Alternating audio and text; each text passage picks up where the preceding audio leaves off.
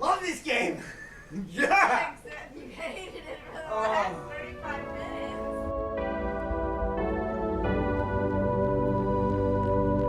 Hello and welcome. So for the past week or so, I haven't been recording anything new. I've been just playing games for myself. And I had some really interesting moments happen that I just really wanted to share. This is for, you know, people, I guess, if you want like a cool game recommendation. I'm gonna recommend some really cool games. I'm gonna try not to spoil anything, but this is also just a video to just kind of log my memories and my thoughts of these games that I played, because I had some really interesting experiences that I don't really want to forget anytime soon. So I literally just got done working out and I was like, I just got to talk about these things. So recently I just finished playing NieR Automata, and I've been calling NieR Automata, but I believe in the game they say NieR Automata. Just figured that out, so I'm trying to retrain myself. Anyway, I just got done playing NieR Automata. If you don't know what that game is, it is the best game you will ever play. Hands down. I just was introduced to it like a week or so ago, a couple weeks ago, and holy cow, that game is the best game ever. And I can just go on a whole video just talking about all the stuff I love about that, and I probably will, but I only got a little bit of time right now, so I'm just trying to get this out. Basically, this video is just I want to log moments in my recent gaming history that just hit me in a very like close way. So for NieR Automata, I was in this one part where you're this one character, 9S, where you're like have to hack things, and that plays like a little mini game basically inside the game that you have to like go around, and it's kind of unforgiving in this one area, and I just kept dying and dying and dying, and I was working on this for, I don't know, probably 15 minutes on one little section, and I'm running out of health. It's affecting my health. I'm like, I can't get any more health anywhere. Like, it was pretty crazy where I was like losing my cool. I was getting ready to lose it. Every time I died, I just got more upset, and I'm like, what the heck? Because the game is not a Souls-like game. Like, it doesn't punish you like that. But for some reason, this one area, I was just so stuck on. I gotta change my music. And then at one point, I die one more time, and I just lose it. I was ready to shut the game down and not return to it. And in that moment, the pod, your little like side character that flies around like a little robot, starts saying these things, and I don't even remember exactly what it was. And it's like, it's okay, keep trying. And then it comes down, and 9S pats it on the back, gives it a fist bump, and just keeps repeating that. It just keeps repeating. He pats it on the back, they give a fist bump. The cutest little interaction that I've never seen in the game before. And the pod's saying stuff like, it's okay, keep trying, you'll get it. And as this is happening, I just start laughing, and I'm just like, oh my gosh, how did it know that this time I was just gonna shut the game down? Like, it felt like the pod literally turned around in the screen and talked to me. And I know I'm like, oh, you know, making a big deal out of nothing. It's just a game. But holy cow, it felt like the game just talked right to me. It was the coolest moment I've had recently in video gaming, where I was just totally taken aback. Everything that I was upset about just washed away. And right as it washes away, the pod goes, mood increased. Pling, and it like plays a sound effect. I was just like, what the heck? That couldn't have been timed more perfectly. I ended up going again and dying again, but eventually I made it past that area. There's a lot of other factors why that game is amazing, but that was just one little spot that just, the game felt like it reached out and just touched me in a way that I have never felt like a game, like, maybe not touched, talked to me, like directly, just was like, it felt like the game put a hand on its shoulder and was like, it's all right, you got this. I can't say that everyone's gonna have that experience with that game, and that isn't my main reason for loving that game, but really cool moment that I just wanted to throw in there. And then a couple years ago, I was playing Ori and the Will of the Wisps. I haven't finished the game. I kind of fell off for some reason halfway into it because I started Breath of the Wild, and I just really wanted to make sure that I devoted all my time to one game. If I split it up, I have a hard time concentrating on them. So Ori and the Will of the Wisps, if you don't know, it's a side-scrolling, beautiful art style, like phenomenal art style. Love the game. But there's a certain point in it, and I don't really want to spoil it, where a character, you basically lose one of the characters. One of the main characters, like basically little sister. And it hit me so hard. I did not expect that to happen. I don't cry in media very often. I don't cry in movies. The only movie I've ever cried in was Interstellar. I actually cried. Just slightly.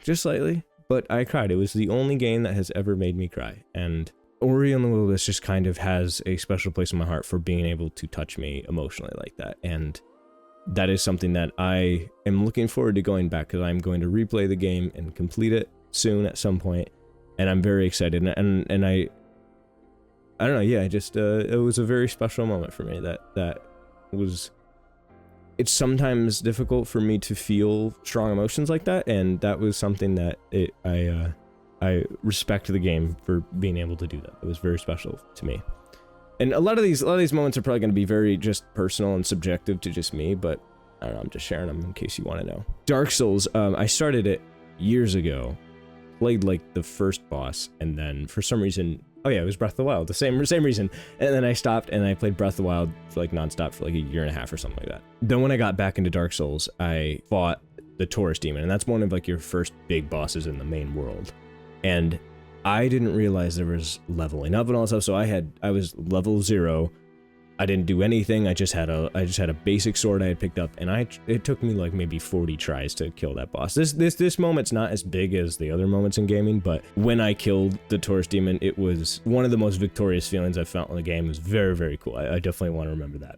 Then the next game is Breath of the Wild. Now, I don't think I've really ever talked about this on any of my videos before. I've never done a video of Breath of the Wild for a specific reason, because Breath of the Wild was my game. That was a game that I'm not sharing with YouTube. I didn't make any videos about it. It was something special for me. It is, next to NieR Automata, it is my favorite game. It is amazing. I have not played Tears of the Kingdom yet, so I don't have anything to compare to that. The biggest thing about Breath of the Wild, the moment that I had, like my moment. This was the first game since I was a kid that I was able to fully immerse myself in, to fully like role play as the character.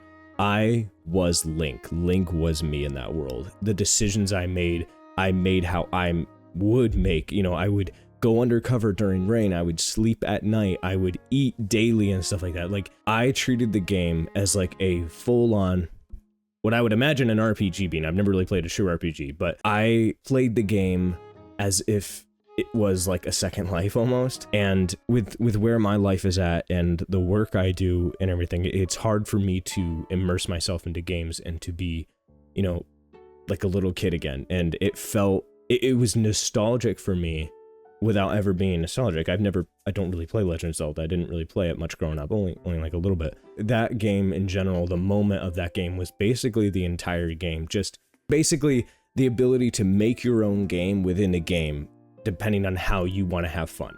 And Breath of the Wild allowed me to do that in ways that no other game has been able to do in my more recent years of gaming as being an adult. So that was something that really just held like a really, I don't know, it's a really special game, and it was unforgettable experience that I just really love. And then lastly, Celeste. I just recently just started playing it. I had finished NieR Automata, and I was like, I need something, I want to play something new. I've heard a lot about it over the years, and finally I tried it. If you don't know what it's like, it's a 2D platforming, timing, skill game. I don't really know how to describe it, but it can be very difficult. It can be very difficult, but the reward for clearing some of the stages is very nice. It's very similar to how you feel when defeating a boss in Dark Souls. That's why I say it's kind of like a Souls-like game, even though it's not. But that kind of had a special moment in it in itself, where every game that I've played has been recommended to me by my brother. He's the one that tries all the new games, and he's like, oh, you should play this, you should play that. Like, he had already completed Dark Souls, and he was like, you should play it. And I was like, holy cow, it's hard, but I know he's played this, so I can do it. And that's what really pushed me through to, push through some of like the really hard bosses. So I'm like, I know he's done it, it can be done. And the same thing with basically every game I played, he has played it before. And that's just, I feel like a kind of a byproduct of being the younger brother, where your older brother's always kind of leading in some sense. But this game, I didn't know he had started it a long time ago, but as far as I know, he had never played it. And so I just picked it up and I was like, I'm gonna play this. And it was very difficult, but I pushed through and I have been absolutely loving it. And basically the moment, I guess, the feeling that this game gave me was like a sense of accomplishment of like, you don't need to have your brother prove that you can do something. Like you can do things too. And I'm making this probably a little deeper than it really was. I don't mean to dramatize it, but it was just a cool experience to be like, I came to him and I was like, dude, you need to play Celeste. It is hard, but I'm doing good. And then he picked it up and just absolutely blasted me away with the amount of strawberries he got. Anyway, yeah, it was just a cool feeling to feel like I had ventured out into some new territory and was able to hold my own. And that's basically it. That's all I really want to talk about. Hopefully I'll be able to edit this down to a short video. Again, I was not planning on making this. I just wanted to jump in and talk about these things. I'll probably do longer videos in the future about each of these games and kind of like a game review type thing. I've wanted to do something like that. I know there's unlimited amount of videos of people already doing that, but I kind of want to share my personal experience. But these are just kind of like highlighted moments in my recent gaming history of just the past year or so that have really stood out to me, and I just really wanted to share those because they were really special to me. And that doesn't mean that they're going to be special to you, but you know, if you can look at this as game recommendations, if you haven't played any of these games, absolutely play these games. These are some of the top games that I have played. If you have played them all and you're just kind of like, what the heck is this dude rambling about? Just think of it as this is a personal diary log video. Anyway, thank you for watching. I just wanted to share those thoughts, and if you have any questions about any of the games I've played or want me to expand on any of the points that I made, or you have felt the same way about some of these things or similar or completely different, and all these games I mentioned are your top hated games, I actually want to know. I think it'd be really cool. I would really like to hear what you think, so yeah, let me know. Anyway,